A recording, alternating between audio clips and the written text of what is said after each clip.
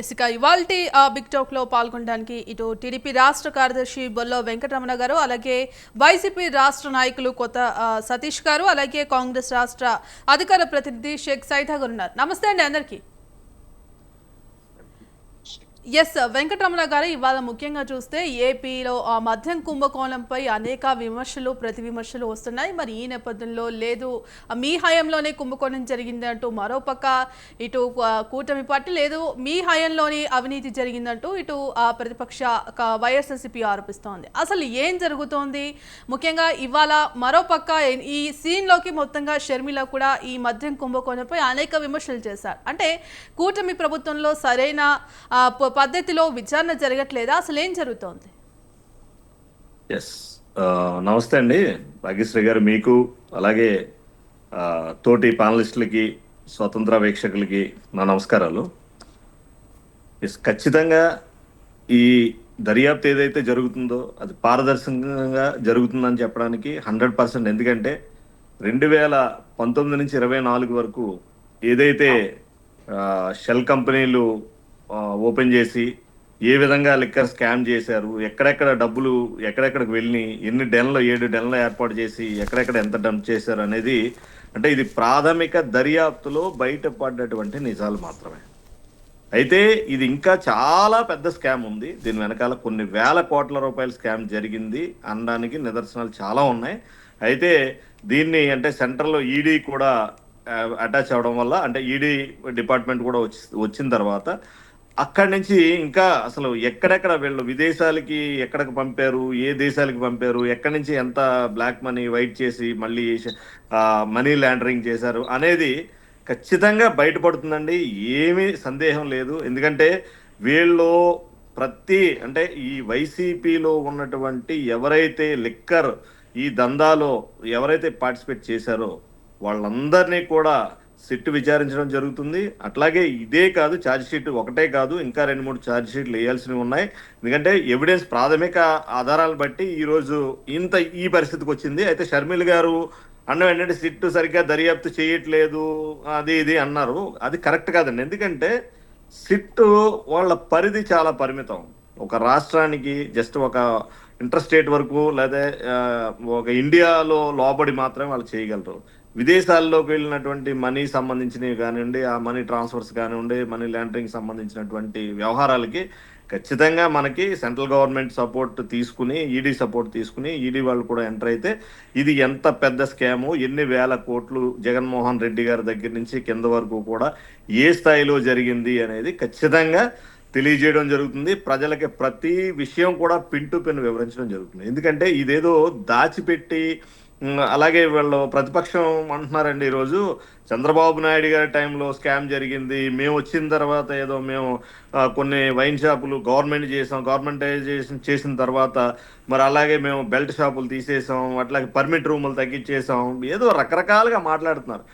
ఒకటండి, ఈ గవర్నమెంట్ అంటే వైసీపీ గవర్నమెంట్ 2019 నుంచి 24 వరకు ఏదైతే ఉందో ఆ సమయంలో షర్మిల గారే కాదు, మేము కూడా ముందు చెప్పాం, ఒక 30 లక్షల మంది ఆరోగ్యాలు దెబ్బతిన్నాయి.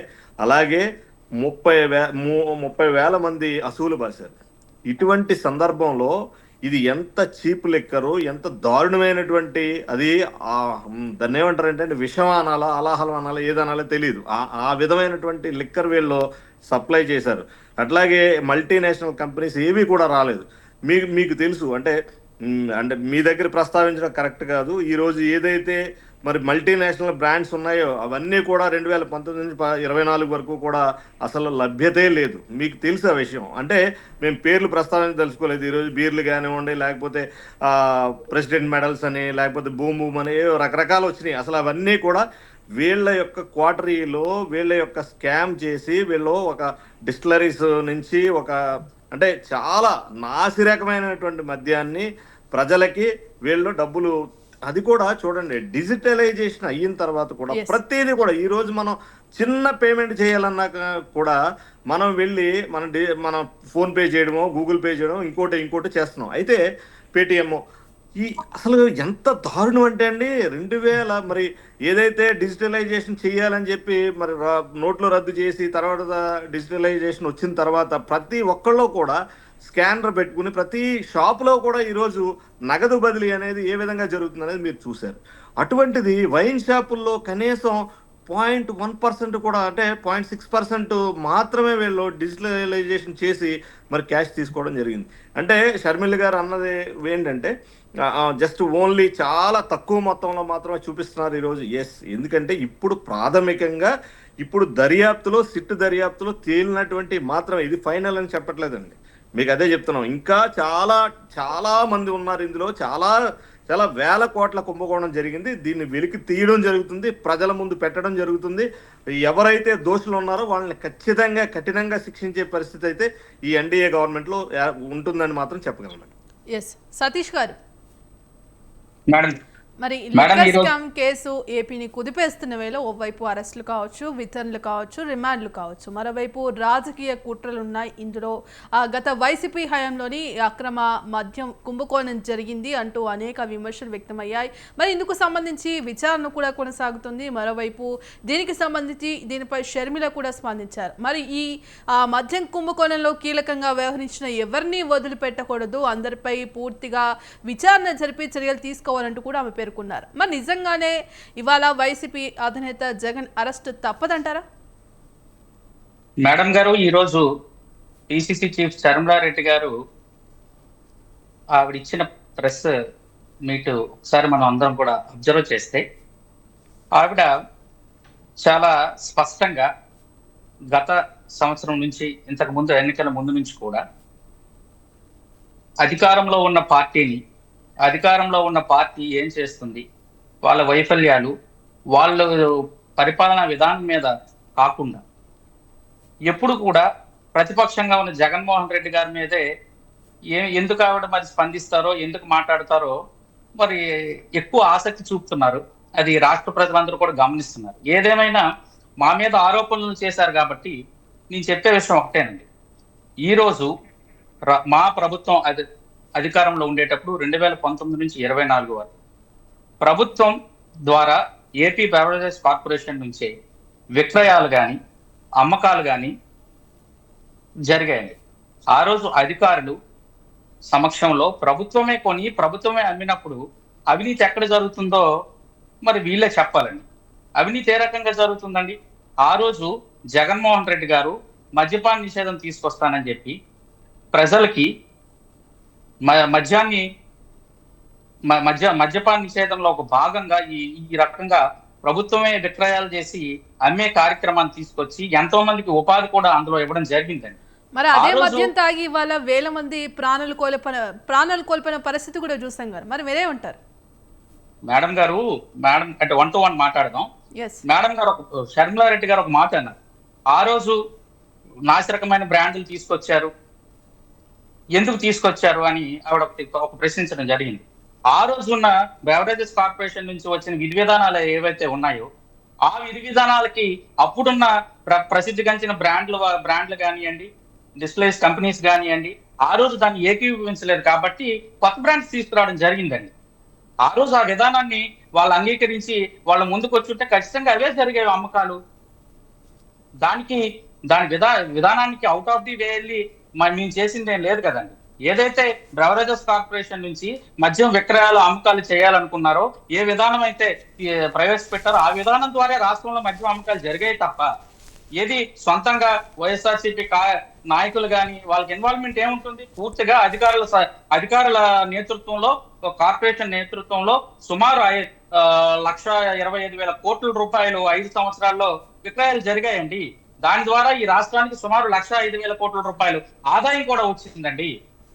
ఇందులో అవినీతి ఎక్కడ జరిగింది? పూర్తిగా ప్రభుత్వ అధికారుల నేతృత్వంలో బెవరేజెస్ కార్పొరేషన్ సంస్థ ద్వారా, కార్పొరేషన్ ద్వారా విక్రయాలు అమ్మకాలు జరిగినప్పుడు దీనిలో అవినీతి ఏ రకంగా ఉన్నదని మాట్లాడుతున్నారో ఇది పూర్తిగా మేడం రాష్ట్రంలో తెలుగుదేశం ప్రభుత్వం ఏదైతే వచ్చిన ఈ సంవత్సర కాలంలో వాళ్ళ ప్రభుత్వం యొక్క వైఫల్యాలు ఎక్కడ ఎండగడుతున్నామో, ఎక్కడైతే మా నాయకులు మాట్లాడుతున్నారో పూర్తిగా రెడ్ బుక్ రాజ్యాంగాన్ని అమలు చేసి ఈ రాష్ట్రంలో జగన్మోహన్ రెడ్డి గారిని, జగన్మోహన్ రెడ్డి మా పార్టీకి సంబంధించిన మనుషుల మీద అక్రమ కేసులు బనాయించి ఈ రోజు వరుసపెట్టి అరెస్టులు చేస్తున్నారండి.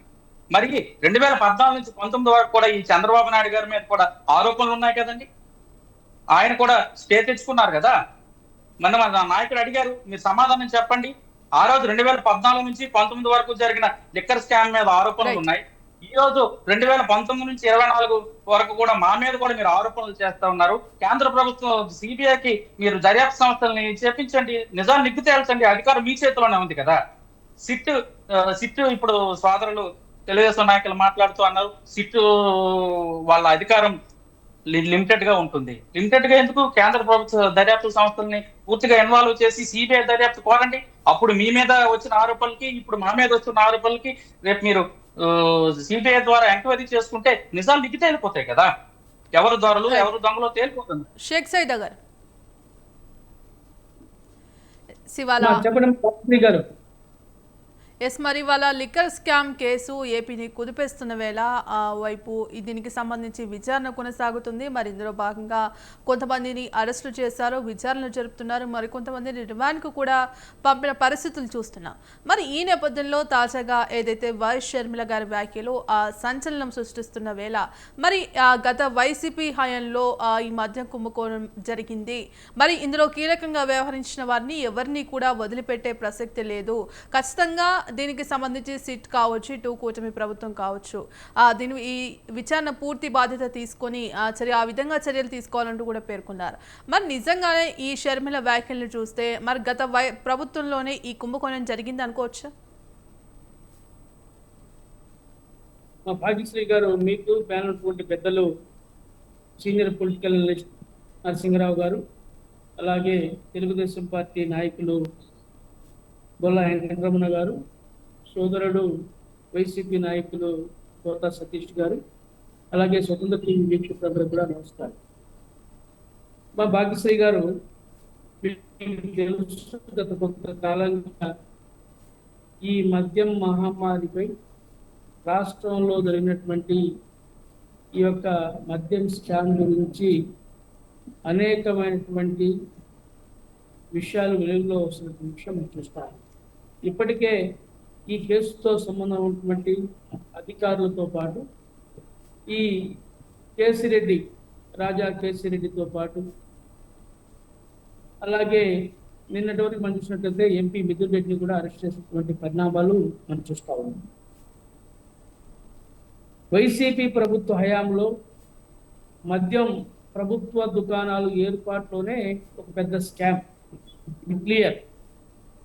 ఎందుకంటే మనం చూసాం, జగన్మోహన్ రెడ్డి గారు 2019 ఎన్నికల సందర్భంగా నేను సంపూర్ణ మద్యపానం నిషేధం విధిస్తానని చెప్పి ఆయన గొప్ప గొప్ప మాటలు మాట్లాడారు. తీరా ఆయన అధికారంలోకి వచ్చిన తర్వాత ప్రభుత్వం మద్యం దుకాణాల ఏర్పాటు పేరుతోటి చాలా, సతీష్ గారు కూడా చాలా లాజిక్గా మాట్లాడారు. ప్రభుత్వ దుకాణం, మద్య దుకాణం ఇక్కడెక్కడ ఉంది చెప్పి కూడా ఆయన మాట్లాడుతూ ఉన్నారు. ఇక్కడ మనం గమనించాల్సిన ఏంటంటే, ప్రభుత్వం మద్యం దుకాణాల ఏర్పాటుతోనే వాళ్ళ యొక్క కార్యకర్తల్ని ఆ యొక్క మద్యం దుకాణంలో మేనేజర్లుగా, సేల్స్ బాయ్లుగా మనం ఏర్పాటు చేసుకునే విషయం మనం చూసాం. అలాగే ఈ డిస్టిలరీల ఏర్పాటులో కూడా, ఈ డిస్టిలరీలు కూడా ఈ విజయసాయి రెడ్డి మొదలుకొని ఎవరైతే మిథున్ రెడ్డి, పెద్దిరెడ్డి, వాళ్ళు ఏ విధంగా ఈ యొక్క డిస్టిలరీలు లైసెన్సులు కూడా లేకుండా వితౌట్ ఒక కుటుంబ పరిశ్రమ లాగా, మాట చెప్పాలంటే గుడుంబా కేంద్రాలు, మరి సారా తయారీ కేంద్రాల్లాగా ఈ యొక్క మద్యం డిస్టిలరీలను కూడా ఏర్పాటు చేసుకొని ఈ యొక్క లేబుల్స్ వేసుకొని ఏ విధంగా అక్రమంగా మద్యం తయారు చేసి షాపులుగా, మరి డిస్టిలరీ నుంచి ఏ విధంగా మరి మద్యం షాపులకు డంప్ చేసి చూస్తూ ఉన్నాం. ఎందుకంటే వాళ్ళు ఏదో చెప్తా ఉన్నారు చాలా తెలివిగా. ఎందుకు సతీష్ గారు మాట్లాడుతూ ఉన్నారు, ఇందాక షర్మిలమ్మ గారు మాట్లాడితే కాంగ్రెస్ పార్టీ మా మీద పడతా ఉంది, షర్మిలమ్మ మా గురించి మాట్లాడుతూ ఉంది, మరి ప్రతిపక్షంలో ఉన్నటువంటి మా అమ్మ గురించి మాట్లాడటం అధికార పక్షాన్ని నిలదీయాలి కదా అని చెప్పి ఆయన ఒక లాజిక్ మాట్లాడుతూ ఉన్నారు. అయితే నేను ఒకే విషయం సందర్భంగా సతీష్ గారు నేను చెప్తా ఉన్నాను. ఎందుకంటే తెలుగుదేశం ప్రభుత్వం కూటమి అధికారంలోకి వచ్చి సంవత్సరం పూర్తయింది. మేము వాళ్ళని ఈ సంవత్సర కాలంలో మీరు ఏం చేశారని చెప్పి వాళ్ళని కూడా నిలదీస్తా ఉన్నాం. సూపర్ 6 ఏమైందని అడుగుతా ఉన్నాం. మొట్టమొదటిసారి ఈ రాష్ట్రంలో అధికార పక్షాన్ని ఎండగట్టింది, నిలదీసింది కాంగ్రెస్ పార్టీ. మీకు తెలుసు, కరెంటు ఛార్జీల విషయంలో మరి మేము రోడ్లు ఎక్కాం, సబ్ స్టేషన్ల ముందు లాంతర్లు పట్టుకొని ఉద్యమాలు చేశాం, సూపర్ 6 పథకాలను అమలు చేయమని చెప్పి మేము కలెక్టరేట్ల ముందు తాళీ బజావ్ పేరుతోటి ఆందోళన కార్యక్రమాలు నిర్వహించాం. మీరంతా చూస్తూ ఉన్నారు. నిన్నటిదాకా మీరు నిద్రపోయి ఇప్పుడు మీరు మాట్లాడుతున్నారంటే ఏమన్నా నాకు అర్థం కాలేదు. దెయ్యాలు ఏదాలు ఒలిచినట్లు ఉంది ఒక మాటలో చెప్పాలి. నిన్నటిదాకా ఆ యొక్క కూటమిని విమర్శించకుండా మిమ్మల్ని ప్రజలు ప్రజాస్వామ్యబద్ధంగా ఓట్లేసి గెలిపిస్తే మీరు 11 మంది శాసనసభ్యులు అసెంబ్లీకి పోకుండా మీరు ఏ విధంగా నాటకాలు ఆడుతూ ఉన్నారు, గంటల గంటల ప్రెస్ మీట్లు పెట్టి మాట్లాడుతూ ఉన్నారు. మిమ్మల్ని ఏమనాలా? మేము ఒకటే చెప్తా ఉన్నాం, ఈ రాష్ట్రంలో బీజేపీకి తొత్తులుగా వ్యవహరిస్తుంది మీ 3 పార్టీలు. బీజేపీ అంటే Babu, Jagan, Pawan. It is clear. మీరు అమ్మమ్మ ఒక నిమిషం భాగ్యశ్రీ గారు చెప్పండి. మీరు మాట్లాడుతూ మమ్మల్ని అంటా ఉన్నారేంటి? ఈరోజు మనం చూస్తూ ఉన్నాం, మద్యం మహమ్మారి వల్ల ఈ రాష్ట్రంలో ఎన్ని కుటుంబాలు నాశనం అయిపోయాయి. 4,50,000 మంది జనాభాలో దాదాపు 1 కోటి మంది ఈ మద్యం మహమ్మారికి గురయ్యారు. ఇందాక మనం లెక్కలు చెప్తా ఉన్నాం. తెలుగుదేశం పార్టీ కూడా శ్వేతపత్రం విడుదల చేసింది గతంలో. మనం చూసాం దాదాపు 99,000 కోట్ల రూపాయలు మరి మద్యానికి సంబంధించినటువంటి అక్రమార్జన జరిగిందని కూడా చెప్తా ఉన్నాం. మనం చూసినట్లయితే మహిళలు సైదా గారు ఒక్క నిమిషం, మరో గెస్ట్ కూడా మనకు జాయిన్ అయ్యారు. ఒక్క నిమిషం సైదా గారు, మళ్ళీ అవకాశం ఇస్తాను మీకు, ఒక్క నిమిషం. ఎస్, విశ్లేషకులు నారపరాజు నరసింహరావు గారు ఉన్నారు. నరసింహరావు గారు నమస్తే అండి. నమస్తే. ఎస్, ఇవాళ మద్యం కుంభకోణంపై వైఎస్ షర్మిల స్పందించారు. మరి దీనికి ఈ కేసులో, ఈ వ్యవహారంలో కీలకంగా వ్యవహరించిన వారిని తప్పకుండా చర్యలు తీసుకోవాలి. ఇందుకు సంబంధించి చంద్రబాబు కూడా సిట్ అధికారులకు ఆదేశించాలి చర్యలు తీసుకునే విధంగా అన్నారు. మరి దీని ఏ విధంగా చూడొచ్చుంటారు? మేడం, మనం ఒక 15-20 రోజులుగా మనం టీవీని కానీ, లేకపోతే ప్రింట్ మీడియాలో కానీ, ఎలక్ట్రానిక్ మీడియాలో కానీ, లేకపోతే సోషల్ మీడియా కానీ చూసినట్లయితే ఒక ట్రెండ్ నడుస్తుంది. ఏంటంటే భర్తలను చంపేటువంటి భార్యలు. రోజు ఏదో దేశం అంతా మనకు ఎక్కడ చూసినా కూడా అదొక ట్రెండ్ లాగా నడుస్తుంది. ఒక 15 రోజుల నుంచి ఏదో ఒక రకమైన, అసలు మనం ఇంతకు ముందెన్నడూ చూడనటువంటి విచిత్రమైనటువంటి వార్తను చూస్తున్నాం. రాజకీయాల్లోకి వచ్చేసరికి తెలుగు రాష్ట్రాల్లో అన్నలను సాధిస్తున్న చెల్లెళ్ళు అనేటువంటి ట్రెండ్ నడుస్తుందేమో అనిపిస్తుంది నాకు. కారణం ఏంటంటే ఇప్పుడు అక్కడ మనకు ఆంధ్రప్రదేశ్లోనేమో ఆల్రెడీ దాదాపు ఒక 75% అన్నని సాధించి, అన్న అధికారం కోల్పోవడంలో చెల్లెల యొక్క పాత్ర ఎంతైతే పోషించాలో అంత చక్కగా పోషించింది అయిపోయింది.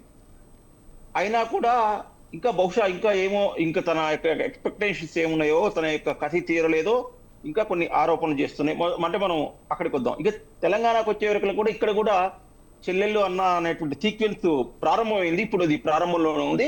బహుశా ఇదే ట్రెండ్ రేపు ఎన్నికల సమయానికి 2026 ఎన్నికల సమయానికి తమిళనాడుకు పాకినా కూడా ఆశ్చర్యపోక్కర్లేదు. ఇక ఇది ఒకటి అయిపోయిన తర్వాత ఇప్పుడు మీరు అడిగినటువంటి దానికి సంబంధించిన చూస్తే, మనం ఆంధ్రప్రదేశ్కి సంబంధించినటువంటి ఈ మద్యం కుంభకోణానికంటే ముందుగా మనం ఒకసారి ఢిల్లీ లిక్కర్ స్కామ్ వైపు వెళ్దాం మేడం.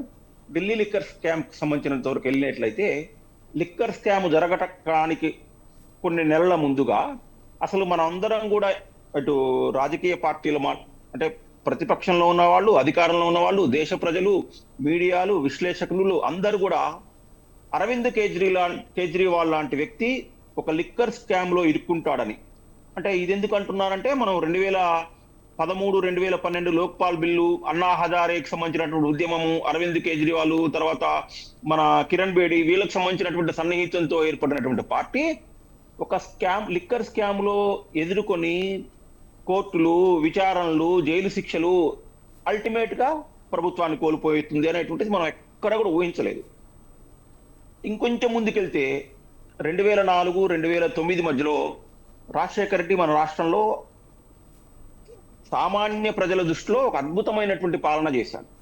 ఆరోగ్యశ్రీ అనండి, రైతులకు ఉచిత విద్యుత్ అనండి, ఇంకోటనండి, XYZ, తర్వాత ఫీజు రియంబర్స్మెంట్, కొన్ని ఇప్పటికీ కూడా రాజశేఖర రెడ్డిని వాళ్ళ గుండెల్లో పెట్టుకొని చూసుకునేటువంటి ప్రజలు 2 రాష్ట్రాల్లో ఉన్నారంటే అది అతిశయోక్తి కాదు. కానీ రాజశేఖర రెడ్డి ఎప్పుడైతే మరణించిన తర్వాత అతను చేసినటువంటి ఆ కేసులు దాదాపు చాలా మంది ఐపీఎస్లు ఐఏఎస్లు జైలుకి వెళ్ళటము, ఇండస్ట్రియల్ జైల్లోకి వెళ్ళటము, స్వయంగా అతని కొడుకే ఒక 16 నెలలు జైల్లో ఉండటము, ఇంకా ఇప్పటికీ కూడా అతని యొక్క ఆ పాలనకు సంబంధించినటువంటి కేసులు ఇతన్ని జగన్మోహన్ రెడ్డి వెంట ఉండి వెన్నాడుతున్నాయి అనమాట, వెంటబడుతున్నాయి అనమాట. ఇంకెప్పుడు రేపో ఎల్లుండో 6 నెలల తర్వాతనో సంవత్సరం తర్వాతనో బెయిల్ రద్దు అయితే అతను జైలుకి వెళ్ళేటువంటి పరిస్థితి వచ్చింది. ఇది ఎందుకు వచ్చింది అంటే ఒక అంటే కాంగ్రెస్ పార్టీ జాతీయ పార్టీ అయినా కూడా పర్యవేక్షణ లోపం కారణంగానండి, ఇంకోటి కానివ్వండి, అటు అరవింద్ కేజ్రీవాల్ మీద పర్యవేక్షణ కానివ్వండి, ఇప్పుడు మనం చెప్తున్నటువంటి జగన్మోహన్ రెడ్డి మీద కానివ్వండి, ఇప్పుడు కేసీఆర్ కూడా మనం తెలంగాణలో చూసినా కూడా అనేక కేసులు వెంటాడుతున్నాయి. ఇది మొత్తానికి సంబంధించినటువంటిది ఈ ప్రాంతీయ పార్టీల్లో మేమే అధినాయకత్వము అనేటువంటి ఒక అహంభావం అనండి, ఆ పదం ఏమైనా పెట్టుకోండి కానివ్వండి, ఈ రకమైనటువంటి ఆ భావం ఉండటం వల్ల ఏమవుతుందంటే వాళ్ళు ఈ రకమైనటువంటి పాలనలో వైఫల్యాలు లేకపోతే ఈ రకమైనటువంటి అవినీతిలో కూరుకొని పోయేటువంటి ఆస్కారం కనపడింది కూడా గతంలో.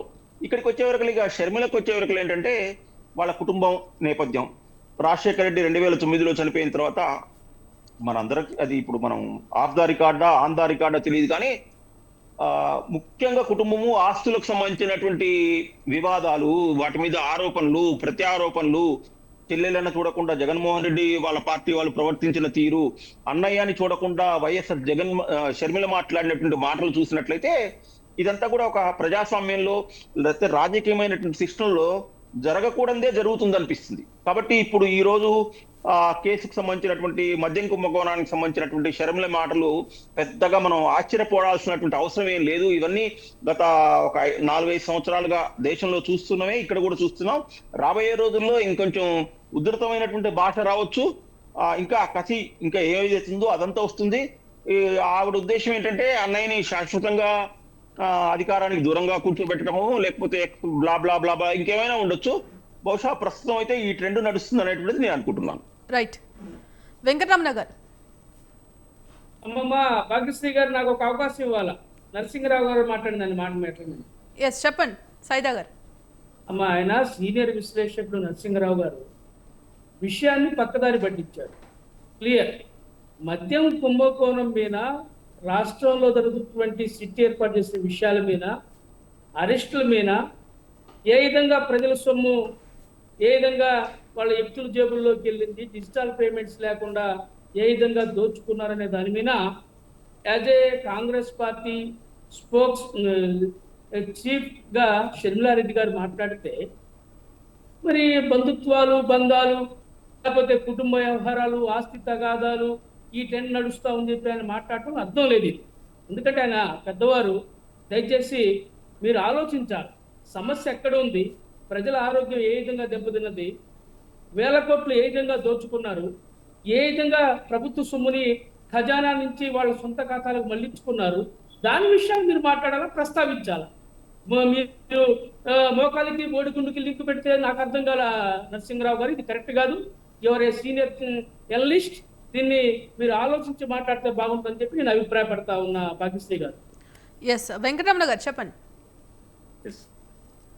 ఇప్పుడు ఫస్ట్ వైసీపీ నాయకులు సతీష్ గారు ఏమన్నారంటే, గవర్నమెంట్ వచ్చిన తర్వాత విధి విధానాలు ఎలా ఉంటాయో దాని ప్రకారం మేము మద్యం షాపులు ఏర్పాటు చేయడం జరిగింది, దీంట్లో స్కామ్ ఎలా జరుగుతుందని. విధి విధానాలు అంటే మీరు రాసుకున్నటువంటి విధి విధానాలు కాదండి, రాజ్యాంగం రాసినటువంటి విధి విధానాలను మీరు ఎప్పుడూ తొంగలో తొక్కేశారు. ఇది మీరు విధి విధానాలు పాటించే వాళ్ళ లేదు మీరు విధి విధానాలని బ్రేక్ చేసేవాళ్ళు అనేది ప్రజలందరికీ తెలుసండి. అట్లాగే ఇది యాక్చువల్గా ఏంటంటే ఈ స్కామ్ ఎలా జరిగింది అంటే, మీకు ఇప్పుడు ఎంఎన్సి కంపెనీలు ఉన్నాయండి, సపోజ్ ఎగ్జాంపుల్ చెప్తాను ఒకటో రెండో. ఇప్పుడు కింగ్ ఫిషర్ కానీ మెక్డోవల్స్ కానీ ఇవన్నీ కూడా బ్రాండెడ్ అండి, అంటే ఇవి యూనివర్సల్ ఇవి. సో వీటికి యాక్చువల్గా వాళ్ళు ఏదైతే పర్సంటేజ్ ఉంటుందో ఆ పర్సంటేజ్ మాత్రమే వాళ్ళు గవర్నమెంట్కి చెల్లిస్తాం అని చెప్పి వాళ్ళు విక్రయించడానికి అక్కడ షాప్లో అనుమతించాలి కదా వీళ్ళు. అది కాకుండా అసలు ఎంఎన్సి కంపెనీల వల్ల వీళ్ళకి ఉపయోగం లేదు. వీళ్ళ సొంత కంపెనీలు అయితే వీళ్ళకి చాలా అంటే మార్జిన్, చాలా హ్యూజ్ మార్జిన్ పెట్టుకుని గవర్నమెంట్కి సేల్ చేస్తే అక్కడ డబ్బులు వస్తాయి, ఇక్కడ డబ్బులు వస్తాయి. ఈ విధంగా వీళ్ళు స్కామ్ చేశారు. వాళ్ళు ఏదో మేము గవర్నమెంట్ షాపులు చాలా చాలా పద్ధతిగా చాలా ఇదిగా నడిపేశాం మేము. మా వాళ్ళంతా, మా స్టాఫ్ అంతా కూడా వైఎస్ఆర్సీపీ నాయకులందరూ కూడా అందులో మరి చాలా మందికి మేము ఉద్యోగాలు ఇప్పించుకోగలిగాం. అలాగే వాలంటీర్లుగా కూడా చాలా మందికి ప్రభుత్వ ధనాన్ని దోచిపెట్టగలిగాం. అలాగే సాక్షి పేపర్ని ఇచ్చేయగలిగాం అనేది ఓకే. వాళ్ళు ఈ విధంగా చేసుకున్నారు. అందుకే వాళ్ళకి ఈరోజు ప్రజలు ఖచ్చితంగా మ్యాండేట్ ఇచ్చారు. 11 సీట్లకి 151 నుంచి 11 సీట్లకి మ్యాండేట్ ఇచ్చారు. ఎందుకు అంటే వీళ్ళు ఇన్ని రకాలుగా ఇదే కాదండి, శాండ్ కానీ, వైన్ కానీ, మైన్ కానీ అన్ని విషయాలుగా స్కామ్ చేశారు. కాబట్టి ఒక్కొక్కటి బయటకు వస్తాయండి ఖచ్చితంగా. టైం అంటే ఇప్పుడు ఈయన ఇంకోటి అన్నారు, గత 2014 నుంచి 19 వరకు చంద్రబాబు నాయుడు గారు గవర్నమెంట్లో మరి ఏదైతే మీరు స్కాములు చేయలేదా, లేకపోతే మీరు మద్యం కుంభకోణాలు రాలేదా పేరు. ఎస్, మీరు 5 సంవత్సరాలు 2019 నుంచి 24 వరకు 5 సంవత్సరాలు ఉన్నారు అధికారంలో. మీరు ఎందుకు నిరూపించలేకపోయారు? ఇది కదా మీరు నిరూపించి, ఇదిగో చంద్రబాబు నాయుడు గారి ప్రభుత్వం, గత తెలుగుదేశం ప్రభుత్వం ఈ విధంగా తప్పు చేసింది, ఈ విధంగా స్కామ్ జరిగింది, ఇన్ని 100 కోట్లు, ఇన్ని 1000 కోట్లు స్కామ్ జరిగిందని మీరు నిరూపించి మాట్లాడండి. అంతే తప్పించి మీరు ఏ విధమైనటువంటి ఆధారాలు లేకుండా మీ మీద బురద పడింది కదా అని ఆ బురదను తీసి అవతల వాళ్ళు వేసే విధంగా మాత్రం మీరు మాట్లాడద్దు దయచేసి వైసీపీ నాయకులకి. ఎందుకంటే ఈ రోజు మీరు చేసింది స్పష్టంగా కనిపిస్తుంది. ఎవిడెన్స్లు ఉన్నాయి, వీడియోలు దొరికినాయి, ఆడియో టేపులు దొరికినాయి. ఎక్కడెక్కడ ఎంతెంత డబ్బు డంప్ చేశారనేది కూడా సాక్ష్యాధారాలు సహా ఈ రోజు కూడా పట్టుబడిన తర్వాత మీరు కక్ష సాధింపు రాజకీయాలు, లేకపోతే మా నాయకులను అరెస్ట్ చేస్తున్నారు, గగ్గోలు పెడుతున్నారా? మీరు తప్పులు చేసినప్పుడు లేదా ఈ పరిస్థితి అంటున్నాను. మీరు తప్పు చేసే ముందు ఆలోచించాలి కదా. మీరు ఆలోచించి ఏ పనైనా చెయ్యాలి. విజ్ఞత గల రాజకీయ నాయకుడు అన్నవాడు ఎవరైనా సరే అధినాయకుడి నుంచి కింద వరకు కూడా తప్పు చేయాలంటే భయపడాలి. ఆ విధంగా ఉండాలి తప్పించి ప్రజల యొక్క సొమ్మును ఈ విధంగా మీరు వేల కోట్ల రూపాయలు దోచి వాళ్ళ ఆరోగ్యాలు సైతం నాశనం చేసి ఆంధ్రప్రదేశ్ యొక్క భవిష్యత్తును అంధకారం చేసి ఈ రోజు ప్రజలు మీకు తీర్పిచ్చిన తర్వాత కూడా మీరు ఇంకా మాట్లాడుతున్నారంటే ఇంతకంటే దౌర్భాగ్యమైన పరిస్థితి ఏది ఉండదని చెప్పి మీ మీడియా ముఖంగా తెలియజేస్తున్న భాగ్యశ్రీ మేడం. అలాగే ఇంకొక విషయం అండి, కాంగ్రెస్ నాయకులు మన షేక్ ఈయన అన్నారు, ఏమన్నారంటే ఇది బీజేపీకి తొత్తులు, ఒకటి బాబు, ఒకటి జగన్, ఇంకోటి పవన్. సార్ మీరు వెనక్కి తీసుకోవాలి. ఎందుకంటే మేము ఎన్డీఏ కూటమిగా ప్రభుత్వం ముందే మేము కూటమి ఏర్పాటు చేసుకుని ముందుకు వెళ్ళాం ఎలక్షన్కి. సో ఇది మాకు మ్యాండేట్ 93.8%, 94% మ్యాండేట్ ఇచ్చారు ప్రజలు. మీరు దీన్ని గుర్తించాలి. చంద్రబాబు నాయుడు గారు ఏదో బీజేపీ తొత్తు లేకపోతే నరేంద్ర మోడీ గారి తొత్తు అని మాట్లాడొద్దండి దయచేసి. ఈ రోజు సెంట్రల్ గవర్నమెంట్ కూడా ఏర్పడిందంటే ఈ రోజు తెలుగుదేశం పార్టీ అలయన్స్ వల్ల తెలుగుదేశం పార్టీ కూడా 23 సీట్లు వచ్చినాయి కాబట్టి అక్కడ ఈ రోజు మరి సెంట్రల్ గవర్నమెంట్ లో కూడా నిలబడింది. అట్లాగని మేము తొత్తులుగా ఉండాల్సిన అవసరం లేదు. ఆ రోజు అలాగనుకుంటే 2019కి ముందు మేము అలయన్స్ నుంచి బయటకు వచ్చేవాళ్ళం కాదు. మేము అలా తొత్తులుగా ఉండే పడం అయితే రాష్ట్ర ప్రయోజనాలు తాకట్టు పెట్టి మేము ఆ రోజు కూడా వాళ్ళతో కలిసి ఉండేవాళ్ళం. ఆ రోజు రాష్ట్ర ప్రయోజనాలు ముఖ్యం మాకు. ఆ రోజు ఏదైతే మనకు రావాలో నిధులు కానివ్వండి, లేకపోతే ప్రత్యేక హోదా కానివ్వండి, ఇవన్నీ కావాలని చెప్పి మేము బయటకు వచ్చాం. సో అటువంటి సందర్భంలో మీరు చంద్రబాబు నాయుడు గారిని కానీ తెలుగుదేశం పార్టీని కానీ మీరు ఏ విధమైనటువంటి అనడానికి కూడా సెంట్రల్ గవర్నమెంట్లో మరి గవర్నమెంట్ వస్తే 25 సీట్లకి 25 సీట్లు వస్తే మేము మెడల్ వంచి తీసుకొస్తామన్న జగన్మోహన్ రెడ్డి 23 సీట్లు 22 సీట్లు ఇచ్చిన తర్వాత కూడా అతను ఏమీ చేయలేని పరిస్థితి. అదంతా మనం చూసాం ఏ విధంగా వాళ్ళు వాడుకున్నారు. ఈ రోజు చంద్రబాబు నాయుడు గారు వచ్చిన తర్వాత ఏ విధంగా ఆంధ్రప్రదేశ్ని డెవలప్ చేయాలి, అమరావతిని ఏ విధంగా డెవలప్ చేయాలి, పోలవరాన్ని ఏ విధంగా డెవలప్ చేయాలి, స్టీల్ ప్లాంట్ ఏ విధంగా ఆపారు, ఎన్ని లక్షల కోట్ల పెట్టుబడులు తీసుకొస్తున్నారు అనేది ప్రజలందరూ గమనిస్తున్నారు. ఎందుకంటే మీరేదో ఎవరో ఏదో కళ్ళబొల్లి మాటలు చెప్తే ఎవరు నమ్మద్దండి దయచేసి. ఎందుకంటే చంద్రబాబు నాయుడు గారి హయాంలో ఎన్డీఏ కూటమి, ఇక్కడ బీజేపీ, జనసేన, తెలుగుదేశం కూటమి చాలా పటిష్టంగా ఉంది. ఏ విధమైనటువంటి పొరపచ్చాలు లేవు, ఏ విధమైనటువంటి అవినీతి కానీ అక్రమాలు కానీ జరగవు. ఎందుకంటే చంద్రబాబు నాయుడు గారు ఆ విధమైనటువంటి విజనరీ తోటి రాష్ట్రాన్ని డెవలప్ చేయడానికి ముందుకెళ్తున్నారు తప్పించి ఏ కక్ష సాధింపు రాజకీయాలు కానీ కక్ష సాధింపు చర్యలు కానీ జరగవు. ఇవి ఎవిడెన్స్ తో జరిగినవి మాత్రమే. ఇది కొంత మాత్రమే బయటకు తీస్తాం. ఖచ్చితంగా ఇంకా రాను ముందు కనిపిస్తుంది. మీరు ఎంత చేశారు, ఆంధ్రప్రదేశ్ ని ఏ విధంగా కొల్లగొట్టారు అనేది కూడా బయట పెడతాం.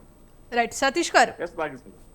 భాగ్యశ్రీ గారు మేడం ఒక్క నిమిషం, సాయిదా గారు ఒక్క నిమిషం. సతీష్ గారు చెప్పండి. మేడం గారు, ఇప్పుడు తెలుగుదేశం నాయకులు సోదరులు మాట్లాడుతున్నారు, గత 2014 నుంచి 19 వరకు మా మీద ఆరోపణలు వచ్చాయి కదా, గత 5 సంవత్సరాలు మీరు అధికారంలో ఉన్నారు కదా, ఎందుకు మీరు దాని మీద మీరు దర్యాప్తు చేయలేదు, నిజాలు నిప్పి తేల్చలేదని సోదరులు అడిగారు. మంచి ప్రశ్న. కానీ 2014 నుంచి 19 వరకు ఏదైతే జరిగిన అంశం మీద దర్యాప్తు సంస్థకి మనం సిట్ ఆ రోజు వేస్తే మీరు స్టేలు తెచ్చుకోలేదా? మరి మీరు స్టేలు తెస్తే కేసులు పెడుతుంటే స్టేలు తెచ్చుకునే పని ఈ రోజు బాబు గారు ఎన్ని కేసుల్లో ఈరోజు స్టేలు తెచ్చుకొని ఉన్నారండి? దర్యాప్తుకి సహకరించాలి కదా. ఒక్క నిమిషం భాగ్యశ్రీ సహకరించినప్పుడే మాట్లాడండి మీరు సహకరించినప్పుడే ఏ ప్రభుత్వం అయినా మీరు అధికారంలో ఉన్నా మేము అధికారంలో ఉన్నా తప్పులు ఎవరని తేలుతాయి సార్. ఇప్పుడు మేము కూడా అదే అంటున్నాం. మా ప్రభుత్వం స్పష్టంగా జగన్మోహన్ రెడ్డి గారు ఎన్నికల ముందు ఏదైతే చెప్పారో మద్యపాన నిషేధం, దానిలో భాగంగా బ్రెవరేజెస్ కార్పొరేషన్స్ ద్వారా ప్రభుత్వం మద్యం విక్రయాలు చేసి అమ్మిన క్రమంలోనే మద్యపానాన్ని కంట్రోల్ చేయాలని, నియంత్రించాలని 4,300 షాపులు ఉంటే సుమారు 2,900 తగ్గించారండి. తగ్గించి దాన్ని బీర్స్ మీద కానీ లేకపోతే డిస్టిలరీస్ అదర్ వైన్ మిగిలిన బ్రాండ్స్ మీద కానీ సుమారు 50% కొనుగోళ్లే తగ్గినాయండి. మీరు దాన్ని కూడా మీరు ఒకసారి పరిశీలించాలని నేను మిమ్మల్ని కోరుతున్నాను. ఎందుకంటే పూర్తిగా ఒక ఆరోపణ వచ్చినప్పుడు ప్రభుత్వమే అధికారులు. సతీష్ గారు ఒక్క నిమిషం. సతీష్ గారు ఇవాళ మీరు అన్నట్టు బ్రాండ్లపై కొంత ధరలు తగ్గించారంటున్నారు. మరి ధరలు తగ్గించే క్రమంలో కూడా చీప్ లిక్కర్ను కూడా ఇవాళ గత ప్రభుత్వ హయాంలో మరి విక్రయాలు జరిగాయి కదా. మరి ఇవాళ ఆ మద్యం తాగే ఇవాళ వేల కోట్ల ప్రజాధనం వృధా అవ్వడమే కాకుండా ఇక్కడ చాలా మంది ప్రజలు కూడా ఇవాళ మృతి చెందిన పరిస్థితులు చూస్తాం. మరి ఇది వాస్తవం కాదంటారా? మేడం గారు మీకు ఇందాకలే చెప్పాను, ఏదైతే ప్రపంచ ప్రసిద్ధిగాంచిన బ్రాండ్స్ ఏవైతే ఉన్నాయో మన మద్యం విధానానికి సహకరించినప్పుడు వేరే బ్రాండ్స్ ని ప్రభుత్వం కొనుగోలు చేసి దానిలో అమ్మకాలు జరిగాయి.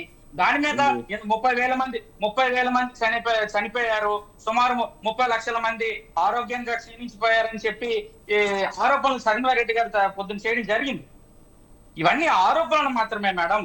మనకి కరోనా లాంటి కష్టకాలంలో చాలా మందికి ఆరోగ్యం చాలా రకాలుగా ఇబ్బందికర పరిస్థితులు మనందరం కూడా ఫేస్ చేసాం. ప్రపంచం మొత్తం పాండమిక్ సిచ్యువేషన్ వచ్చింది.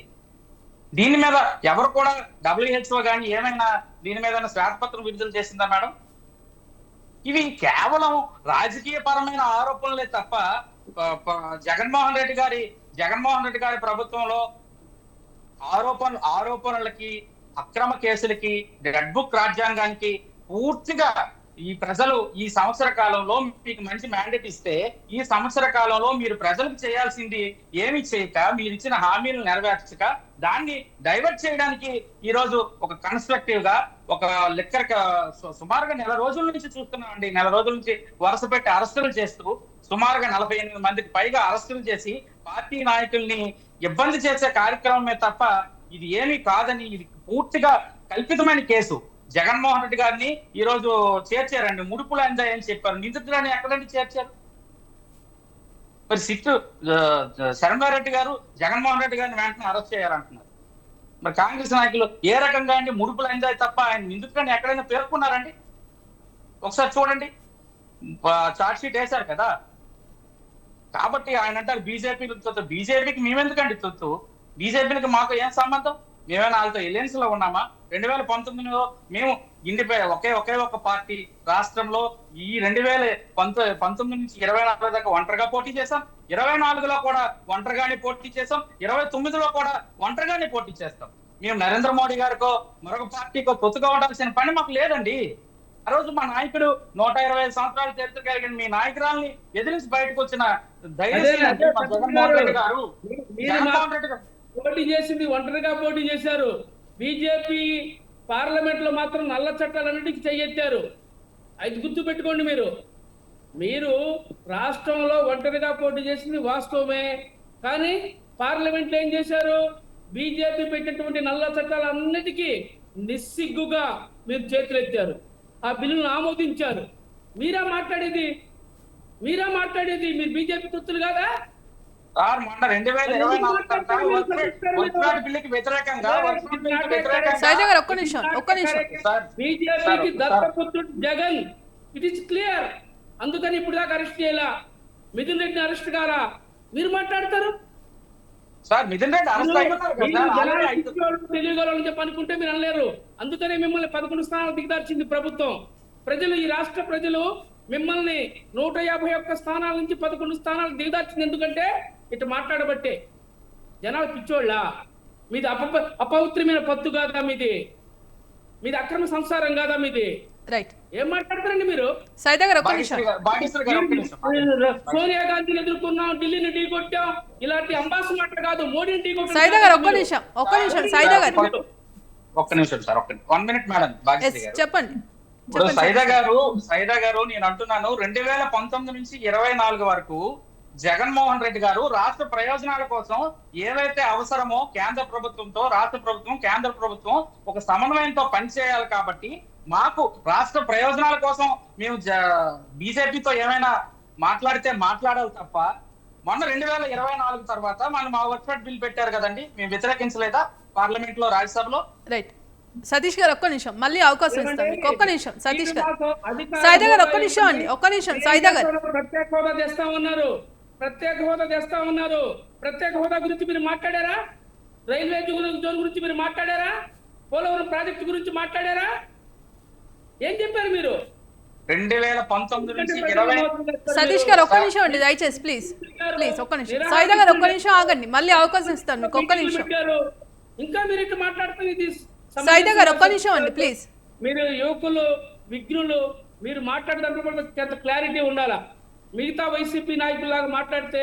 సైదా గారు ఒక్క నిమిషం అండి, ఒక్క నిమిషం. సైదా గారు, రావు గారు చెప్పండి మేడం. మరి ఇవాళ జరుగుతున్నది అంతా చూస్తున్నారు. మరి అనేక విమర్శలు జరుగుతున్నాయి. కాదు మీ ప్రభుత్వంలోనే కుంభకోణం జరిగింది అంటూ మరోపక్క ఒక పార్టీ, లేదు మీ హయాంలోనే గత హయాంలో కుంభకోణం జరిగిందంటూ కూడా మరో పార్టీ. ఇలా విమర్శలు ప్రతి విమర్శతో రోజు ఒక ప్రెస్ మీట్ నిర్వహిస్తూ ప్రతి ఆరోపణలు చేసుకుంటున్నారు. మరి ఇవాళ నిజంగానే జగన్ అరెస్టు తప్పదనుకోవచ్చా? ఇందాక వైఎస్ఆర్సీపీ సంబంధించినటువంటి సతీష్ గారు మాట్లాడుతూ పలానా ఛార్జ్ షీట్లో అవినాష్ గారి పేరు లేదు, జగన్ గారి పేరు లేదు, ఎలా అరెస్ట్ చేస్తారన్నట్లు నేను విన్నట్టు అనిపించింది. మీకు ఢిల్లీ లిక్కర్ స్కామ్ లో కూడా మొట్టమొదట కవిత పేరు లేదు, కేజ్రీవాల్ పేరు లేదు. అంటే వాళ్ళు ఛార్జ్ షీట్లు ఇంట్రాగేషన్ చేస్తున్న కొద్దీ, ఎవరినైతే వాళ్ళ మీద అనుమానం ఉండి ఛార్జ్ షీట్లో దాఖలు చేసి అరెస్ట్ చేసి విచారణ చేస్తున్న కొద్దీ కొత్త ఛార్జ్ షీట్లు వస్తుంటాయి. ఆ కొత్త ఛార్జ్ షీట్లలో మన నిందితులు మారేటువంటి ఆస్కారం ఉంటుంది. ఒకరి తర్వాత ఒకరు వాళ్ళు ఇచ్చేటువంటి ఆధారాలు, సాక్ష్యాలు, అసలు కుంభకోణం ఎక్కడ జరిగింది, డబ్బు లావాదేవీలు ఎవరెవరి మధ్య జరిగింది, ఎక్కడ జరిగింది, ఎప్పుడు జరిగింది అనేటువంటి ఆ లింకుని కదుపుతున్నటువంటి సందర్భంలో కొత్త పేర్లు వస్తుంటాయి. కొత్త పేర్లు వచ్చినప్పుడు కొత్త వాళ్ళని ఛార్జ్ షీట్ లో జాయిన్ చేస్తుంటారు. మనం ఢిల్లీ లిక్కర్ స్కామే దీనికి మనకు ఉదాహరణ. అట్లాగే ఇప్పుడు ఆంధ్రప్రదేశ్కి సంబంధించినంత వరకు కూడా నేను చెప్పినటువంటి విషయాన్ని కూడా మొన్న జస్ట్ ఢిల్లీలో రేవంత్ రెడ్డి చిట్ చాట్ లో కూడా ఇదే అన్నాడు. అంటే మనం ఒక కేసు ఫైల్ చేయగానే అరెస్ట్ చేయము, కేజ్రీవాల్ని అరెస్ట్ చేయడానికి చాలా టైం పట్టింది అని చెప్పేసి. ఇక్కడ కూడా నేను ఏమనుకుంటున్నా అంటే అదే రిప్లేస్ అవుతుందేమో అనుకుంటున్నాను. కారణం ఏంటంటే వాళ్ళు మొట్టమొదట ఎవరైతే అధికారులు ఉన్నారో వరుసగా ఒక్కొక్కరిని అరెస్ట్ చేసుకుంటూ వస్తున్నారు, వారిని విచారిస్తున్నారు, దానికి సంబంధించినటువంటి ఆధారాలు సేకరిస్తున్నారు. అయితే ఈ ఆధారాలకు సంబంధించినటువంటిది, లేకపోతే ఆ కేసుకు సంబంధించినటువంటిది, విచారణకు సంబంధించినటువంటిది న్యాయస్థానాల ముందు ఎంత మేర ఈ ఆధారాలను వాళ్ళు ప్రత్యక్షంగా చూపించగలుగుతారు అనేటువంటి దాన్ని బట్టి శిక్షలు ఖరారైతాయి. కానీ ఈ లోపు మాత్రం రాజకీయ పార్టీలకు ప్రజా కోర్టు అనేటువంటిది ఒకటి ఉంది కదా మేడం. ఇప్పుడు ఆ కోర్టులో మాత్రం ఖచ్చితంగా ప్రజలు అవినీతి చేసినటువంటి వాళ్ళని ఎవరిని కూడా ఎట్టి పరిస్థితుల్లో కూడా వదిలిపెట్టరు. ఇది మనం చాలా సంవత్సరాల నుంచి చూస్తున్నటువంటి దీని ప్రకారం ఏంటంటే, సరే ఒకసారి ఏదన్నా ఒక టర్మ్ లో ఇంతకంటే అవతల వ్యక్తులు ఏమన్నా ఇంకా ఉపయోగం లేని వాళ్ళు, లేకపోతే పనికిరాని వాళ్ళు అని భావించినప్పుడు మాత్రమే అవినీతి చేసినటువంటి వాళ్ళకు ఒకసారి ఛాన్స్ ఇస్తున్నారు. కానీ ఎక్కడ కూడా ప్రభుత్వ సొమ్ముని ఇలా లెక్క పత్రం లేకుండా అనేక రకాలైనటువంటి కార్యక్రమాలకు వినియోగించుకున్న వాళ్ళని, లేకపోతే అవినీతి చేసినటువంటి వాళ్ళు మాత్రం ప్రజలు ఎట్టి పరిస్థితుల్లో ఉపేక్షించరు. న్యాయస్థానాల్లో శిక్ష పట్టడానికి ఆలస్యం కావచ్చు, ఆధారం దొరకవచ్చు, కానీ ప్రజలకు మాత్రం ఖచ్చితంగా శిక్ష పడుతూనే ఉంటుంది. ఇది మనం గ్రహించాల్సినటువంటి విషయం. రైట్ వెంకటరమణ గారు చెప్పండి మేడం. ఒకటి ఫైనల్ గా, ఎవరైతే ఈ లిక్కర్ స్కామ్లో నిందితులుగా ఉన్నారో, ఎవరైతే ప్రజాధనాన్ని మరి ఇంత దారుణంగా లూటీ చేసి ప్రజల యొక్క ఆరోగ్యాల్ని వారి యొక్క సంపదని దోచారో వాళ్ళని ఖచ్చితంగా, అంటే ఏ స్థాయిలో ఉన్నా సరే ఎన్డీఏ ప్రభుత్వం ఖచ్చితంగా వారిని అరెస్ట్ చేయడం కానివ్వండి, లేకపోతే వాళ్ళ దగ్గర నుంచి సొమ్ము రికవరీ కూడా చేసే అవకాశాలు ఉంటే అవి కూడా చేసి ప్రజలకి ప్రభుత్వం యొక్క చిత్తశుద్ధి ఖచ్చితంగా తెలియజేస్తాం. ఎందుకంటే ఈ స్కాములు ఎంతటి పెద్దవాళ్ళు ఉన్నా సరే, ఇప్పుడు ఈడీ కూడా ఎంటర్ అవుతుందండి. ఈడీ వచ్చిన తర్వాత ఆ దర్యాప్తు ఇంకా వేగవంతం అవుతుంది. ఇదంతా దర్యాప్తు చేసి నిజమైన నిందితులు, నిజంగా ఎవరు తప్పు చేశారు, ఇవన్నీ కూడా ప్రజల ముందు ఉంచి ఎంత ప్రజాధనం ఏ విధంగా వీళ్ళు కొల్లగొట్టారనేది ప్రజలకు తెలియజేస్తాం. అట్లాగే రాష్ట్ర అభివృద్ధి కోసం ఏదైతే రేపు ఒకవేళ రికవరీ ఎంతైనా చేయగలిగితే ఆ అమౌంట్ నుంచి కూడా రాష్ట్రాన్ని అభివృద్ధిలో తీసుకెళ్ళడానికి ఈ యొక్క అమౌంట్ను కూడా ఉపయోగపడే విధంగా కూడా ఆలోచన చేయడం జరుగుతుంది. ఇటువంటి విధానాలతోటే చంద్రబాబు నాయుడు గారు కానివ్వండి, పవన్ కళ్యాణ్ గారు కానివ్వండి, లోకేష్ గారు కానివ్వండి, అలాగే పైన మోడీ గారు కానీ మేము పారదర్శకంగా ఈరోజు ప్రభుత్వాన్ని నడుపుతున్నాము. ఏ విధమైనటువంటి కక్ష సాధింపు చర్యలు చెయ్యట్లేదు. ఎవరైతే తప్పు చేశారో సాక్ష్యాధారాలతో సహా నిరూపితం అయిన వాళ్ళు, అంటే ఛార్జ్ షీట్లో ఎవరైతే ప్రాథమిక దర్యాప్తులో వాళ్ళు తప్పు చేశారని నిర్ధారణకు వచ్చారో వాళ్ళను మాత్రమే ఇప్పటివరకు అరెస్ట్ చేయడం జరిగింది. అలాగే ఇంకా జగన్ గారి పాత్ర, లేకపోతే ఇంకొకళ్ళ అవినాష్ గారి పాత్ర, ఇంకొకళ్ళ పాత్ర ఎవరి పాత్ర ఉన్నా సరే దర్యాప్తు పూర్తి స్థాయిలో దర్యాప్తు చేసి ఎంతటి వారినైనా సరే శిక్షించడానికి ఈ ప్రభుత్వం ప్రజల యొక్క దాన్ని ఏమంటారంటే ప్రజల యొక్క సొమ్ముని ఏ విధంగా అయితే వాళ్ళు కొల్లగొట్టారో వాళ్ళని ఖచ్చితంగా ప్రజలకి జవాబుదారీతనంగానే ఈ ప్రభుత్వం ఉంటుందని తెలియజేయడానికి మాత్రం ఖచ్చితంగా మేము ముందుంటామండి. ఎస్ వెంకటరమణ గారు, ఇక్కడ మరో అంశం చూస్తే ఇక్కడ ప్రభుత్వం అమ్మకాలు జరిపితే మరి స్కామ్ ఎలా అవుతుందంటూ కూడా దీనిపై సజ్జలు కూడా స్పందించడం జరిగింది. మరి నిజంగానే ఇవాళ గత ప్రభుత్వంలో సక్రమంగా మద్యం అమ్మకాలని జరిగాయా, మరి స్కామ్ ఎలా జరుగుతోంది అంటూ కూడా ఇప్పటికే ఇటు వైసీపీ నాయకులు కావచ్చు, ఇటు సజ్జలు కావచ్చు దీనిపై స్పందించడం జరిగింది. మరి దీనికి ఏమంటారు? ఎలాగ అంటే వీళ్ళు మేడం ఒకటండి, ఇప్పుడు ఆయన ఏమన్నారంటే విధి విధానాలు అన్నారు. అంటే వీళ్ళ విధి విధానాలు ఏంటి అంటే వీళ్ళకి కమిషన్ ముట్ట చెప్తే మాత్రమే ఆ ఎంఎన్సి కంపెనీలకి ఇక్కడ ప్రవేశం ఉంది. సో ఇప్పుడు ఏమవుతుందంటే వీళ్ళు చేసినటువంటి డిమాండ్లకి ఎంఎన్సి కంపెనీలు ఎవరూ కూడా తలొగ్గలేదు. ఎందుకంటే ఈ జగన్మోహన్ రెడ్డి ఓన్లీ ఒక రాష్ట్రం, వాళ్ళకి ఏంటంటే ఇది ఒక చిన్న రాష్ట్రం, ఒక 5 కోట్ల మంది జనాభా ఉండేది. వాళ్ళు ప్రపంచవ్యాప్తంగా ఉన్నటువంటి బ్రాండ్స్ ఏదైతే ఉన్నదో వీళ్ళు ఇప్పటికే లాస్ట్ టైం కూడా మీరు చూశారు కియా కంపెనీని ఏ విధంగా ఇబ్బంది పెట్టారు, అట్లాగే ఈయన గల్లా జయదేవ్ గారిని ఏ విధంగా ఇబ్బంది పెట్టి ఆయన కంపెనీ ఎలా వెళ్ళిపోయింది, ఈ విధంగా మీరు చూశారు. అందువల్ల కొత్త కంపెనీస్ ఏవి రాకపోతే వీళ్ళే ఒక షెల్ కంపెనీలని కొంతమంది బినామీలను పెట్టి, మీరు అన్నట్టు మన కుబేర సినిమాలో చూశారు కదా, ఆ విధంగా ఈ షెల్ కంపెనీలని ఇది చేసి వాళ్ళ ద్వారా ఈ లిక్కర్ని ప్రభుత్వానికి కొనుగోలు చేసే విధంగా, అందులోనే వీళ్ళ సొంత కంపెనీలు కాబట్టి అందులో 50% 70% మార్జిన్ పెట్టుకుని మిగతా వాటిని గవర్నమెంట్కి విక్రయించే విధంగా, మళ్ళీ ఆ గవర్నమెంట్లో కూడా విక్రయించిన దాంట్లో కూడా వీళ్ళకి లాభం వచ్చే విధంగా ఒక జస్ట్ మీకు ఎగ్జాంపుల్ చెప్తాను మేడం. ఒక 10 రూపీస్ అయిపోయేటటువంటి లిక్కర్ అది, అటువంటి లిక్కర్లో వీళ్ళు 250 రూపాయలకి అమ్మారండి. నాన్ డ్యూటీ లిక్కర్ కానివ్వండి, లేకపోతే ఇందులో అంటే నేను ఎగ్జాంపుల్ చెప్తాను, 10 రూపాయలకి అయ్యేదా 20 రూపాయలకి అయ్యేదని పక్కన పెడితే, ఎందుకంటే వీళ్ళు ఈ విధంగా స్కామ్ చేశారు. మీరు ఏ విధంగా స్కామ్ చేశారన్నారు కదా, ఎందుకంటే వీళ్ళు చీప్ లిక్కర్, చాలా తక్కువ క్వాలిటీ లిక్కర్ని వీళ్ళు కనీసం ప్యూరిఫై కూడా చేయకుండా వీళ్ళు ఒక బాటిల్ ఈ రోజు ఏదైతే 120-130 రూపాయలు విక్రయిస్తున్నారో, 100 రూపాయలు విక్రయిస్తున్నారో ఈ గవర్నమెంట్లో, ఎన్డీఏ గవర్నమెంట్లో, గత గవర్నమెంట్లో 250 రూపాయలు. అంటే వీళ్ళు ఏమంటున్నారంటే మేము తగ్గించాం, షాపులు తగ్గించాం కదా, మేము రేట్లు పెంచి క్వాలిటీ మద్యం ఇవ్వకుండా నాసిరకమైనటువంటి మద్యాన్ని సప్లై చేసి వేరే ఎంఎన్సి కంపెనీలు రాకుండా వీళ్ళ షెల్ కంపెనీలు మాత్రమే గవర్నమెంట్ దగ్గర నుంచి తీసుకునే, గవర్నమెంట్కి వీళ్ళు సప్లై చేసే విధంగా వీళ్ళు ఏర్పాటు చేసుకుని ఈ క్వార్టరీలోకి వేరే ఏ కంపెనీ కూడా రాకుండా చేశారు. కాబట్టి ఈ రోజు ఈ స్కామ్ జరిగింది. ఇది ప్రజలకు తెలియజేయాలి. ఇది మా మోటో అండి. ఎస్, మరి వాళ్ళ ఫైనల్ గా కూటమి ప్రభుత్వంలోనైనా ఈ మద్యం కుంభకోణంపై పూర్తి బాధ్యత తీసుకొని విచారణ జరిపి మరి దానికి సంబంధించి బాధ్యులు ఎవరైనా సరే కఠినంగా చర్యలు తీసుకుంటోందా? మరి ఎంతైతే ప్రజాధనం వృధా అయిందో అంత ఆ ప్రజలకు అప్పచెప్పే, ప్రజలకు తెలియజేసే బాధ్యత ప్రభుత్వంపై ఉంది ఖచ్చితంగా. ఎంత ప్రజాధనం వృధా అయిందో అంత ఏం జరిగింది, అసలు ఎలా జరిగింది అనేది ప్రజలకు ఖచ్చితంగా చెప్పాలి. మరి ఆ విధంగా చర్యలు తీసుకుంటుందా ప్రభుత్వం, కూటమి ప్రభుత్వం? ఎస్, ఖచ్చితంగా అండి, ఖచ్చితంగా తీసుకుంటుంది, ఖచ్చితంగా జవాబుదారీగా ఉంటుంది. ఏదైతే వీళ్ళు ఎంతైతే స్కామ్ చేశారో అది ప్రజల ముందు పెడుతుంది. వీళ్ళ పాపాలు పండే రోజు దగ్గరలోనే పడింది. ఖచ్చితంగా వీళ్ళు శ్రీకృష్ణ జన్మస్థానంకి వెళ్ళడం ఖాయం అండి. ఈ వైసీపీ నాయకులందరూ ఎవరైతే స్కామ్ చేశారో వాళ్ళందరూ కూడా. రైట్, సతీష్ గారు కన్క్లూడ్ చేయండి. మేడం గారు, ఇది పూర్తిగా వైసీపీ నాయకుల మీద, జగన్మోహన్ రెడ్డి గారి మీద ఒక కుట్రపూరితంగా కన్స్ట్రక్టివ్ గా బిల్డప్ చేసిన ఒక అభియోగం అండి.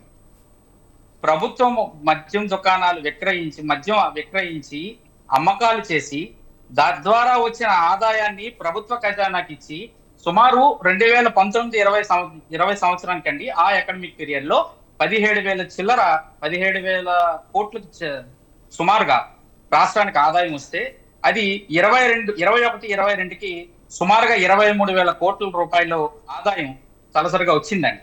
అంటే మొత్తంగా 105,000 కోట్ల రూపాయలు ప్రభుత్వానికి ఈ మద్యం ద్వారా ఆదాయం వస్తే, తద్వారా పరిపాలనలో ఏవైతే నవరత్నాలు పేరిట జగన్మోహన్ రెడ్డి గారు సంక్షేమ ఫలాలు చేశారో, డెవలప్మెంట్ యాక్టివిటీస్ కానీ, పోర్ట్స్ కానీ, హార్బర్స్ కానీ, 17 మెడికల్ కాలేజీలు కానీ, ఈ రోజు మా ప్రభుత్వం సుమారు 5 సంవత్సరాల కాలంలో 3,60,00,000 రూపాయలు అప్పులు చేస్తే, ఈ రోజు ఈ కూటమి ప్రభుత్వం 1,70,000 కోట్లు సంవత్సర కాలంలో అప్పులు చేసిందండి.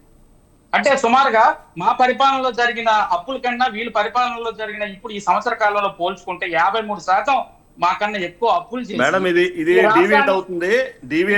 మీరు లిక్కర్ వరకు మాట్లాడండి. లిక్కర్ వరకు మాట్లాడితే నేను కూడా దాన్ని కౌంటర్ ఇస్తాను. ఇప్పుడు మీరు అప్పుల గురించి, తర్వాత మీరు డెవలప్మెంట్ గురించి అడిగితే నేను కూడా డెవలప్మెంట్ గురించి, అప్పుల గురించి చాలా మాట్లాడాలి.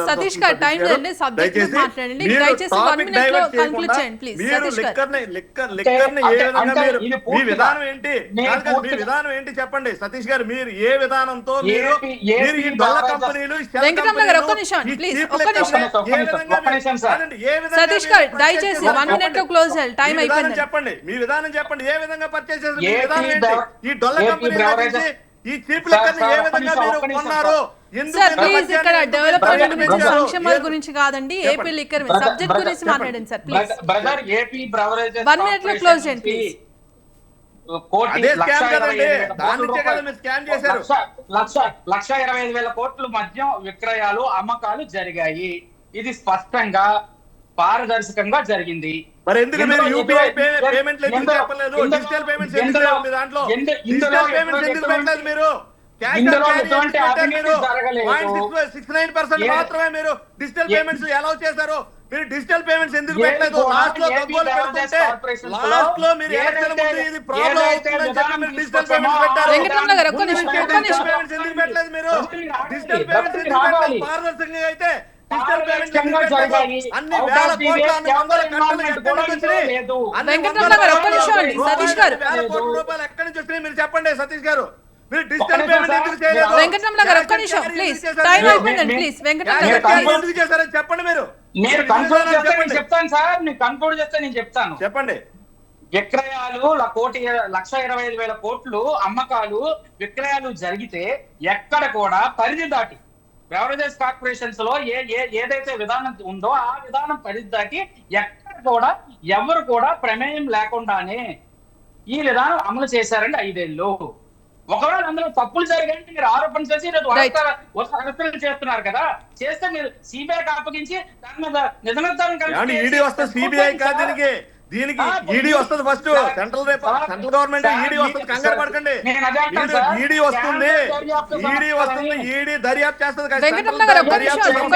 దయచేసి ప్లీజ్, టైం అయిపోయిందండి ప్లీజ్ ఒక్క నిమిషం. సతీష్ గారు కన్క్లూడ్ చేయండి. 14 నుంచి 19 వరకు మీ నాయకుల మీద, గౌరవ ముఖ్యమంత్రి మీద కూడా, మీ చంద్రబాబు నాయుడు గారు కూడా ఆరోపణలు ఉన్నాయండి. ఆరోపణలు ఉన్నాయంటారు మీరు. అది మీరు ఆరోపణలు చేయండి. నిరూపించలేదు అది చేయండి. మీరు మీ ఎందుకు ఎలక్షన్ నిరూపించలేదు? మళ్ళీ కమిషన్ ఆరోపణలు రైట్. చెప్తారండి మీరు. ఏ విధంగా నిరూపించలేదు? ఎక్కడ మీరు రైట్ సతీష్ గారు. మీరు స్టేజ్ తెచ్చుకోండి. రైట్ సతీష్ గారు, టైం అయిపోయిందండి, ప్లీజ్ ఒక్క నిమిషం. స్టేజ్ తెచ్చుకోండి చూద్దాం. మీరు స్టేజ్ తెచ్చుకోండి. మీరు అంటున్నారు కదా మేమైతే తెచ్చుకోలేదు ఆ రోజు. వెంకటరమణ గారు ఒక్క నిమిషం అండి, ప్లీజ్ టైం అయిపోయిందండి మీరు సార్. స్టేజ్ తెచ్చుకోలేదు దాని మీద కుంభకోణం ఏది కూడా లెక్కలు దాని మీద వెంకటరమణ గారు ఒక్క నిమిషం, లేదు. సతీష్ గారు ఒక్క నిమిషం ఆగండి, టైం అయిపోయింది ప్లీజ్. తెచ్చుకోండి. మీరు తెచ్చుకోండి స్కేల్. మీ స్టేజ్ తెచ్చుకోండి. మీ నాయకులకి మీ రైట్. నాయకులకి మీరు రైట్ థ్యాంక్ యూ అండి. ఇవాళ డిబేట్లో పాల్గొన్న విశ్లేషకులు నారపరాజు నరసింహరావు గారికి, అలాగే టీడీపీ రాష్ట్ర కార్యదర్శి బొల్ల వెంకటరమణ గారికి, వైసీపీ రాష్ట్ర నాయకులు కొత్త సతీష్ గారికి, అలాగే కాంగ్రెస్ రాష్ట్ర అధికార ప్రతినిధి షేక్ సైదా గారికి ధన్యవాదాలండి.